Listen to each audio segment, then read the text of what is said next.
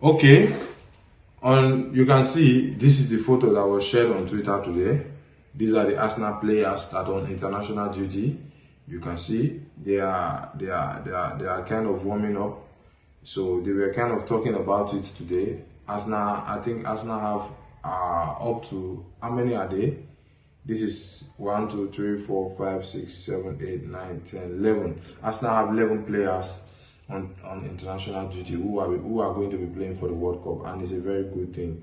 It's not easy for a club to have 11 of their players playing for the World Cup. It's not easy. So many clubs, they don't have this, but Arsenal is having it. So it's a big kudos to our Arsenal. It shows that we have capable players. It shows that we have players who can compete at the international level. So many clubs, they'll be competing in the European level, in the Premier League or in the La Liga or in the Serie A level. But when it comes to playing for international duty, you will never find them representing their country. So for us to have 11 players representing their countries in this World Cup, this ongoing World Cup, then we should be happy as an Arsenal fan. We should be happy. Kudos to you guys. Kudos. If you're an Arsenal fan, be proud of your players. Now, AFTV posted something 2 hours ago. AFTV, which is Arsenal Fan TV, posted something 2 hours ago. It posted about Bradley Barcola. They actually said Bradley Barcola will be allowed to leave PSG this summer. This news was actually posted by at PSG's on PSG's platform. They actually said that Barcola will be able to leave this season if he wants to leave. What does this actually mean to every Arsenal fan? This actually means that Arsenal can easily get Barcola this season if they actually want to have him. They can actually have him if they want to. It now depends on Arsenal, because the club has given the green light that Barcola can be allowed to leave this transfer window. If he wants to leave, he can be allowed to leave. But if he wants to stay, he can be allowed to stay. You understand? So what this actually means is that if Arsenal is ready to trigger the buyout clause, then Barcola can be allowed to go. That's what this actually means. But to me, I think what Arsenal is trying to do, Barcola is not their main target. Like we all know, Roger Morgans and Alvarez, Julian Alvarez is Arsenal's main target. So I think Arsenal is trying to see if they cannot get Morgan Rogers or Julian Alvarez, then that's when they will not be coming for Barcola, because Barcola is their third option, is their third choice. It does not come in one and second in the pecking order. Is the second, is their third choice. So I think they are trying to aim for Julian Alvarez and Morgan Rogers. And when they cannot get Julian Alvarez and Morgan Rogers, then they will be coming for Barcola. I think that's what they are trying to tell us here, because that's what they're playing for in the coming seasons. So next on our news today, Now Arsenal, you guys know Now Arsenal is a big platform where they talk about Arsenal news. Yeah, it's one of our idol when it comes to Arsenal journalists. Now Arsenal reported today, he just gave us a picture of Declan Rice, Morgan Rogers and Bukayo Saka at the training. You know, they are all playing for England. He just gave us a picture of them training, and they were like, I saw so many comments on the photo. So many people were saying Declan Rice is trying to act as a sporting director, trying to help Arsenal in getting Morgan Rogers. Well, if that is what it is, then I am an Arsenal fan. I should be happy about it, because I actually want Morgan Rogers to be at Arsenal.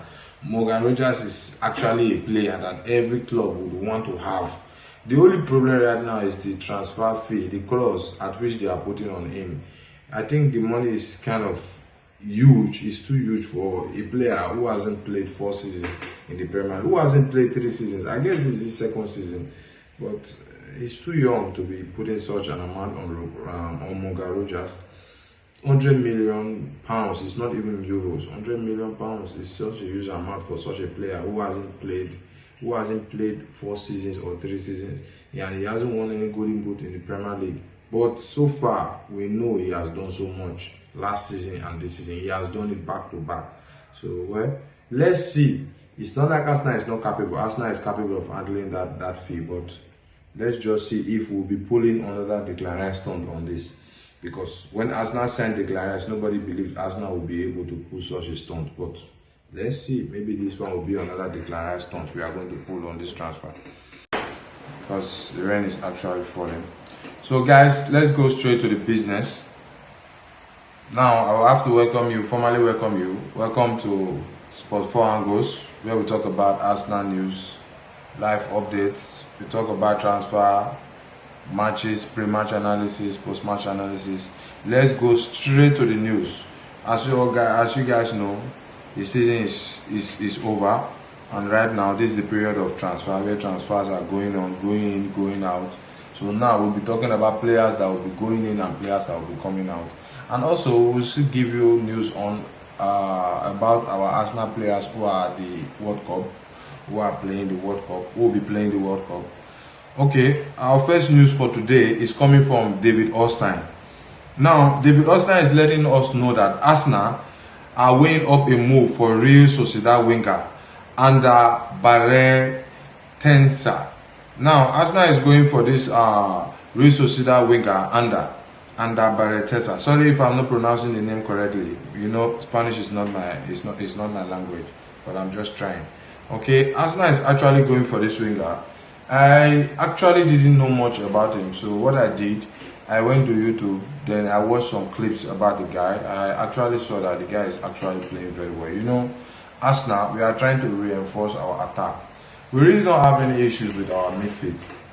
Even if Arsenal choose not to sign Tonali this transfer windows, Arsenal will still be okay, because Arsenal have lots of midfielders in their disposal and lots of defenders in their disposal. But when it comes to the attack, Arsenal is really lagging behind. So I don't see any reason why we shouldn't be going for different kind of attackers right now, or why we shouldn't sign more than 1 or 2 attackers these transfer windows. I think I should give kudos to Andre Beta for making this move. This is the kind of move we want at Arsenal. Arsenal is not a club that should be idle. We've won the league, and if we should not do better by the coming next season, that means we are going to be laughed at, because we've known how many years they've been actually laughing at us. So this is our time to shine.